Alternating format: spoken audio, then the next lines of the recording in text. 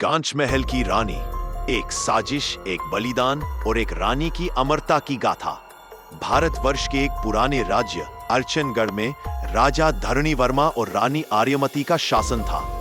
राज्य शांतिपूर्ण था, पर शांति के पीछे धीरे धीरे पनप रही थी विश्वासघात की छाया, जिसे कोई देख नहीं पा रहा था। एक दिन एक रहस्यमयी भविष्यवाणी होती है। राजा का अंत निकट है और राज्य के पतन की शुरुआत होगी उसी दिन जब कांच महल की एक दीवार टूटेगी। कांच महल रानी आर्यमती का निवास था।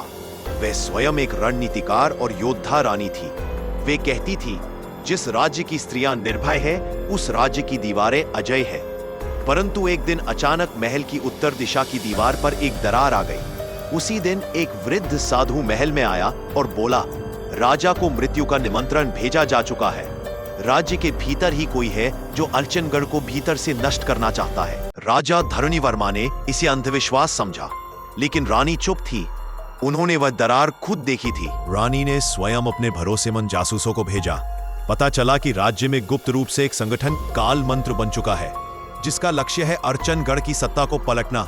उसका नेता कौन है ये कोई नहीं जानता था, पर वो महल के भीतर ही था। इसी बीच राजमहल के कोष से हर महीने सोना गायब होने लगा। कोई दरबारी या सेनापति गुप्त रूप से काल मंत्र को सहयोग दे रहा था। रानी ने राजा से कहा, महाराज, यह समय शस्त्र उठाने का नहीं, बल्कि चुपचाप रणनीति बुनने का है। राजा ने ठहाका मारा, रानी, राजनीति तुम्हारे लिए नहीं है। तुम युद्ध भूमि की शोभा हो, महल की नहीं। रानी की आंखों में एक कठोर चमक आई। उन्होंने स्वयं अपनी गुप्त योजना बनानी शुरू की। रानी ने आभास किया और अपने अनाथालय से प्रशिक्षित गुप्त योद्धाओं को सक्रिय किया। वे रात्रि में छद्म वेश में महल की दीवारों पर पहरा देने लगे। रानी के एक प्रमुख योद्धा युवराज सेकंड अनय रानी के सबसे विश्वस्त थे। एक रात उन्होंने देखा कि रानी की दासी ललिता गुप्त दस्तावेज लेकर काल मंत्र के शिविर में जा रही है। रानी को विश्वास नहीं हुआ। ललिता बचपन से उनकी सेवा में थी। अनय बोला, रानी मां, जो लोग आपके विश्वास के सबसे निकट होते हैं, वही अक्सर सबसे गहरा वार करते हैं। रानी ने कोई उत्तर नहीं दिया। उन्होंने उस रात ललिता को गुप्त रूप से बंदी बना लिया। ललिता ने कबूल किया कि काल मंत्र का असली नेता राजा धरणीवर्मा ही है। रानी के पैरों से जमीन खिसक गई। राजा, असंभव। पर रानी ने गुप्त कक्ष में जाकर स्वयं अपने पति को एक संदिग्ध पत्र लिखते देखा, जिस पर काल मंत्र की मुहर थी। राजा बोले, आर्यमती, मैं अब थक गया हूं। प्रजा की भलाई के लिए नहीं, केवल रीतियों के लिए राज करना अब मुझे व्यर्थ लगता है। मैं राज सिंहासन तोड़ना चाहता हूं ताकि नया युग आए, लेकिन मेरा तरीका कड़ा है। रानी बोली, अगर परिवर्तन के लिए विश्वासघात करना पड़े तो वह कभी न्याय नहीं हो सकता। राजा बोले, तो क्या तुम मुझे बंदी बनाओगी? रानी की आंखों में आंसू थे, लेकिन उन्होंने तलवार उठाई। उस रात महल के पश्चिमी कक्ष में आग लग गई। राजा वहां थे।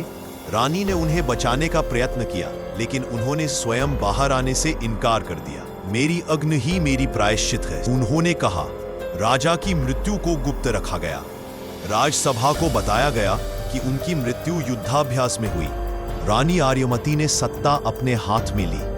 पहली बार अर्चनगढ़ में एक रानी स्वयंभू शासिका बनी। रानी ने अर्चनगढ़ का नया विधान तैयार किया। राज्य को धर्म, विज्ञान और न्याय के 3 स्तंभों पर खड़ा किया गया।